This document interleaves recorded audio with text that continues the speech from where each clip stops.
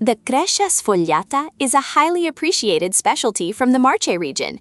It's also called Easter Crescia because of its popularity during the Easter period, but it's delicious at any time of the year.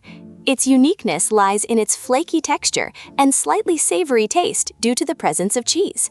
Here's how to prepare it.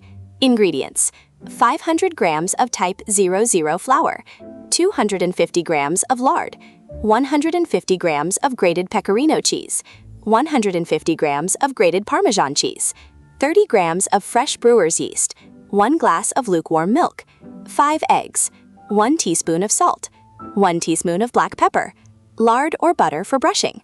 Preparation: dissolve the brewer's yeast in a glass of lukewarm milk. Arrange the flour in a fountain shape on a work surface and add the eggs, grated cheeses, salt, pepper, and dissolved yeast in the middle. Start to knead the ingredients until you get a homogeneous mixture. Add the lard in small pieces and continue kneading until it is completely absorbed into the dough. Work the dough energetically for a few minutes, then form a ball and let it rest for about 1 hour covered with a cloth in a warm place. After the resting time, take the dough and roll it out with a rolling pin, trying to give it a rectangular shape.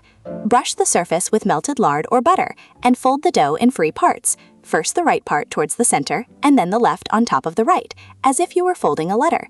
Let the dough rest for 15 minutes, then repeat the stretching and folding operation 2 more times, brushing and resting the dough each time. After the last folding, form a log and cut it into 200-gram pieces each. Roll out each piece to form discs about half a centimeter thick.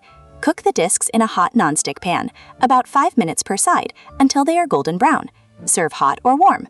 Curiosity: the Crescia sfogliata owes its particular texture to the process of layering the dough, similar to that used for preparing puff pastry.